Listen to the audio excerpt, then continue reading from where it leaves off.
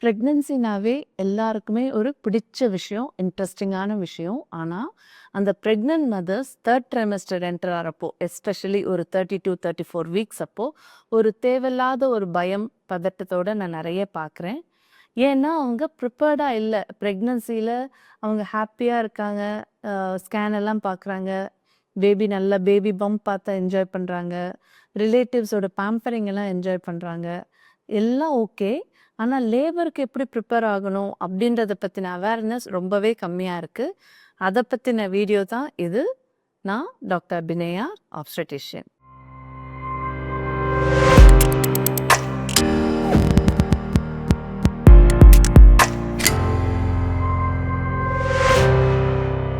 So labour preparation அப்படின்னா என்னன்னா, நீங்க முதல்ல ஒரு 33, 34 வீக்ஸ் ஆயிடுச்சு. உங்களுக்கு எந்த காம்ப்ளிகேஷனும் இல்ல. பிபி இல்ல, சுகர் இல்ல, பேபியோட வெயிட்டும் நார்மலா இருக்கு. குழந்தைய சுத்தி தண்ணி நல்லா இருக்கு. நார்மல் டெலிவரிக்கு அகெயின்ஸ்டா உங்களுக்கு ஒண்ணுமே இல்ல. இப்படி ஒரு சிச்சுவேஷன்ல நீங்க இருக்கீங்க அப்படின்னா, நீங்க லேபருக்கு ப்ரிப்பேர் ஆகணும். Any mothers should get prepared. எல்லாருமே எந்த காம்ப்ளிகேஷன் இருந்தாலுமே நம்ம லேபருக்கு ரெடி ஆகணும் தான். பட் அந்த காம்ப்ளிகேஷன்லாம் இருக்கிறப்போ அத பத்தின வொரீஸ் நெறைய இருக்கும். பட் இப்ப இந்த நார்மலா இருக்க மதர்ஸ் வந்துட்டு, எப்படி நான் லேபர் கோ த்ரூ பண்ணுவேன்? நார்மல் டெலிவரினா என்ன? நாங்க எப்ப ஹாஸ்பிட்டலுக்கு வரணும்? எனக்கு சிசேரியனுக்கும் ஆக வாய்ப்பு இருக்கா? நார்மல் தான் கன்ஃபார்ம்டா ஆகுமா?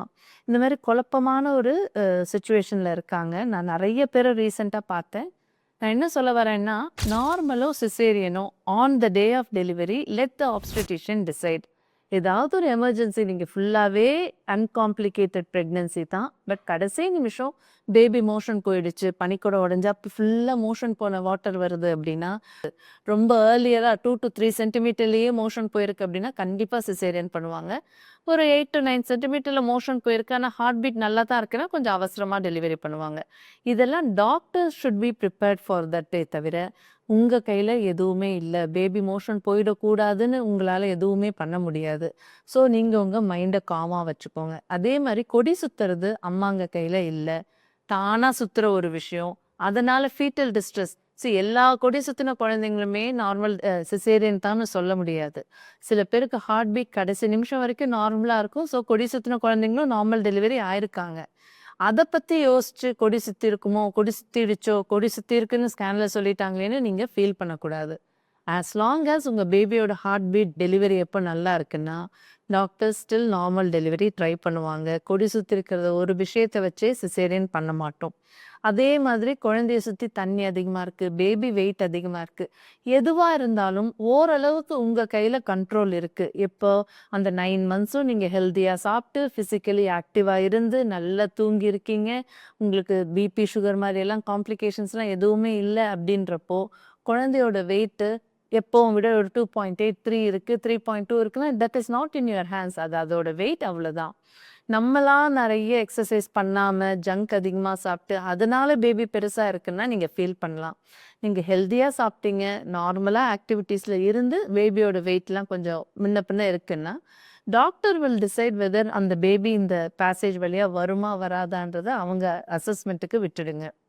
அதனால உங்க கைய மீறி உங்களால பண்ண முடியாத ஒரு விஷயத்துக்கு நினைச்சு நீங்க குழம்புறத விட்டுடுங்க. நீங்க get prepared for normal delivery. அப்ப என்னென்ன பண்ணணும் அப்படின்றத மட்டும் பார்ப்போம். முதல்ல லேபர்னா என்ன? அதோட சயின்ஸ்னா என்ன? எப்ப நீங்க ஹாஸ்பிட்டல் போணும்? அப்படி போறப்ப நீங்க என்னென்ன கொண்டு போணும்? என்ன பண்ணணும், பண்ணக்கூடாதுன்னு பார்ப்போம். ஸோ லேபரோட சயின்ஸ் அப்படின்னு எடுத்துக்கிட்டோம்னா, லேசா விட்டு விட்டு ஒரு மாதிரி மென்ஸ்ட்ரல் கிராம்ப்ஸ் மாதிரி வலிக்கும். கன்டினியூஸா இருக்காது. விட்டு விட்டு தான் இருக்கும். அப்படி வர்றப்ப நீங்க வயிறு தொட்டு பார்த்தீங்கன்னா, ஹார்டா இருக்கிற மாதிரி இருக்கும். ஸோ இதுதான் ஆன்செட் ஆஃப் லேபர். லேசா வலிக்க ஆரம்பிக்கும். இது வந்து ஒரு சைன் ஆஃப் லேபர். 2வது ப்ளீடிங் ஆர் ஸ்பாட்டிங் ஆகலாம்.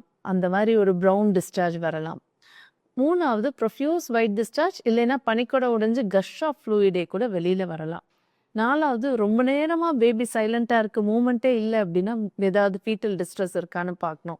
ஸோ இந்த மாதிரியெல்லாம் சிம்ப்டம்ஸ் வருது. ஒரு மாரி வயிறு வலிக்குது, ப்ரொஃப்யூஸ் ஒயிட் டிஸ்சார்ஜ் ஆகுது, இல்லைன்னா பனிக்குடமே உடைஞ்சிருக்கு, ப்ளீடிங், ஸ்பாட்டிங், பேபியோட மூவ்மெண்ட்ல டவுட் இருக்குன்னா, தயவு செய்து நேரா லேபர் வார்ட் நீங்க கிளம்பி போயிடலாம். அப்படி போறப்போ, நீங்க எடுத்துட்டு போக வேண்டிய திங்ஸு, மதர் பொறுத்த வரைக்கும் ஃபீடிங் ப்ரா எடுத்துக்கோங்க, ஃபீடிங் நைட்டி எடுத்துக்கோங்க, ஒரு காட்டன் சாரி இல்ல காட்டன் துப்பட்டா எடுத்துக்கோங்க. ஏன்னா ஆஃப்டர் டெலிவரி அது நார்மலோ சிசேரியனோ வயிறு கட்ட சொல்லுவாங்க சில சில டாக்டர்ஸு. ஸோ உங்க டாக்டரோட ரொட்டீன் என்னன்னு தெரிஞ்சுக்கோங்க. உங்க டாக்டர்கிட்டயே நீங்க அந்த 34, 35 வீக்ஸ்ல நான் எந்தெந்த சைன்ஸ்க்கு நாங்க ஹாஸ்பிட்டல் வரணும், என்னென்ன திங்ஸ் கொண்டு வரணுன்றத டீட்டெயில்டா கேளுங்க. என்ன கேட்டா அந்த ஃபைல் எடுத்துட்டு வாங்க with all the blood test, urine test, scan என்னென்ன நீங்க பண்ணியிருக்கீங்களோ அதெல்லாம் கரெக்ட்டா டேட் வாரியா அரேஞ்ச் பண்ணிக்கோங்க. ஒண்ணு வாட்ஸ்அப்ல இருக்க ரிப்போர்ட்டு, மெயில்ல இருக்க ரிப்போர்ட்ன்னு நீங்க அந்த கன்ஃப்யூஸ் பண்ணிக்காம எல்லா ரிப்போர்ட்டையும் பிரிண்ட் அவுட் எடுத்து டேட் வாரியா அரேஞ்ச் பண்ணி உங்க ஃபைல்ல வச்சுக்கோங்க. நீங்க என்னென்ன மெடிசின்ஸ் எடுத்துட்டு இருக்கீங்க, apart from iron, calcium, multivitamin வேற ஏதாவது ப்ராப்ளம் இருக்கா? பிபிக்கு மெடிசின் எடுக்கிறீங்களா? சுகருக்கு இன்சுலின் போடுறீங்களா? எவ்ரிதிங் ட்ரக் சார்ட் என்ன மெடிசின் பிரிஸ்கிரிப்ஷன்றத நல்லா எழுதி ஃப்ரண்ட்ல ஒட்டி வச்சுக்கோங்க. ஸோ மெடிக்கல் ஹிஸ்ட்ரி, மெடிசின் என்னென்ன எடுக்கிறீங்கன்றதும் ஹாஸ்பிட்டல்ல தெரிஞ்சிரும். ஸோ இதெல்லாம் எடுத்துட்டு நீங்க வரணும். முக்கியமா வரணும். குழந்தைக்கான திங்ஸ் நீங்க ஃபீடிங் பாட்டில் வாங்கணுமா? நிப்பிள் வாங்கணுமா? நிப்பிள் ஷீல்டு வாங்கணுமா? பிரெஸ்ட் பம்ப் வாங்கணுமா? குழந்தைங்க துணி வாங்கணுமா? அதெல்லாம் உங்க விருப்பம். We will not force you to buy everything before delivery itself. After delivery கூட நீங்க அதெல்லாம் பார்த்துக்கலாம். சில மதர்ஸ்க்கு பிரெஸ்ட் மில்க் ஈஸியா வர ஆரம்பிச்சிடும். அவங்களுக்கெல்லாம் பம்ப் தேவைப்படாது. ஸோ நம்ம பொறுமையா பார்த்துட்டு மத்ததெல்லாம் வாங்கிக்கலாம். இம்மீடியட்டா கொண்டு வர வேண்டியது தான் இந்த திங்ஸ் எல்லாம். அதே மாதிரி கிளம்புற நேரத்துல டோன்ட்ஸ் என்னென்ன அப்படின்னு பார்த்தீங்கன்னா, ஏதாவது கிளம்புறப்ப தான் வீட்ல இருக்க பெரியவங்க ஒரு டம்ளர் பால் குடிச்சிட்டு போ, ஒரு வாய் சாப்பாடு சாப்பிட்டுட்டு போ, இப்படிலாம் சொல்லுவாங்க. ஏதோ ஒரு எமர்ஜென்சி ப்ளீடிங் ஆகுதுன்னு நீங்க கிளம்புறப்போ. நான் என்ன சொல்லுவேன்னா, ப்ளீடிங் ஆகுது அப்படின்னா, அது நார்மல் ப்ளீடிங்கா? நிஜமாவே லேபர் ஆன்செட்டா? இல்லைன்னா ஏதாவது சீரியஸா வேற ஏதாவது ஹெமரேஜ் மாரி ஆகுதா? நமக்கு எதுவுமே தெரியாம நீங்க ஏதாவது ஃபுல் ஸ்டொமக்ல சாப்பிட்டு வந்தீங்கன்னா, in case if it's an emergency உங்களுக்கு டெலிவரி அனஸ்தீசியாலாம் குடுக்கணும்னா அது கஷ்டமாயிடும். அதனால ஏதாவது ஒரு எமர்ஜென்சி நீங்க வீட்டிலேருந்து ஹாஸ்பிட்டல் கிளம்புறீங்கன்னா, ஒரு பாட்டில் தண்ணியோட வாங்க. அப்பப்ப தண்ணிய சிப் பண்ணிக்கோங்க. சாப்பிட்டுட்டோ, இல்ல பால் குடிச்சிட்டோ, ஃப்ரூட் ஜூஸ் குடிச்சிட்டோ வர வேண்டாம். ஏன்னா ஸ்டொமக் ஃபுல்லா இருக்கு அப்படின்னா, சம்டைம்ஸ் உங்களுக்கு நார்மல் லேபரே நீங்க நல்ல லேபர் பெயின் வர ஆரம்பிச்சிருச்சு, சீக்கிரமா ஹாஸ்பிட்டல் வரப்பவேன்னா, நீங்க வாந்தி எடுக்க ஆரம்பிச்சிடுவீங்க. அந்த பிரஷர்னால வயிறு பேபி கீழ வரப்போ, மேல அந்த பிரஷர் தாங்காம வாந்தி வர ஆரம்பிச்சிடும். ஸோ அதனால வெறும் வயித்துல வர்றது ரொம்ப ரொம்ப அவசியம். ஸோ இதுக்கும் மீறி இன்னொரு முக்கியமான விஷயம் என்னன்னா, இப்போ மோஸ்ட் ஆஃப் த டெலிவரீஸ் அது கவர்மெண்ட் ஹாஸ்பிட்டலோ, பிரைவேட் ஹாஸ்பிட்டலோ, மோஸ்ட்லி இந்த ஹாஸ்பிட்டல் செட்டப்ல ஆகுறனால, உங்கள சுத்தி ஆளுங்களும் இருப்பாங்க. மெடிக்கல் ஃபெசிலிட்டீஸும் அவைலபிளா இருக்கு. உங்களால பண்ண முடியறது எல்லாமே, உங்கள ஹெல்த்தியா பார்த்துக்கிறது தான். கரெக்ட்டா சாப்பிடணும், ஃபிசிக்கலி ஆக்டிவா இருக்கணும், அண்ட் இந்த மாதிரி திங்ஸ் எல்லாம் எடுத்து வச்சுக்கிட்டு ரெடியா இருக்கணும். அவ்வளோதானே தவிர, உங்க டாக்டர் வந்து உங்கள ஹெல்ப் பண்ண போறாங்க. டெலிவரி பார்க்க போறாங்க. அவங்களோட இம்பார்ட்டன்ஸ் வந்து அம்மாவோட ஹெல்த்தும் வைட்டல்ஸ் பல்ஸ், பிபி, பேபியோட ஹெல்த், அவங்களோட பல்ஸ், அவங்களோட ஹார்ட் பீட்லாம் கரெக்ட்டா இருக்கா? நல்ல ஹெல்தியா பேபி பொறக்குதுன்றது தான். ஸோ அத தவிர்த்து நீங்க எனக்கு நார்மல் தான் ஆகணும், நார்மல் நெனச்சேன் சிசேரியன் ஆயிடுச்சுன்னோ, இல்ல சிசேரியனே நான் கேட்டும் டாக்டர் என்ன வந்து வலிவோட என்ன நார்மல் ஆக்கிட்டாங்கன்னோ, தேவையில்லாம நீங்க சைக்காலஜிக்கலா அப்செட் ஆகாதீங்க. Leave it to the nature's choice. என்ன நடக்கணும்னு இருக்கோ அது நல்லபடியா நடக்கும். At the end of the day அம்மாவும் குழந்தையும் ஹெல்தியா வீட்டுக்கு வரணும். அதுதான் ரொம்ப ரொம்ப இம்பார்ட்டன்ட். ஸோ இந்த மாதிரி உங்களுக்கு லேபருக்கு ப்ரிப்பேர் ஆறீங்க. நீங்க 34, 35 வீக்ஸ்ல இருக்கீங்க.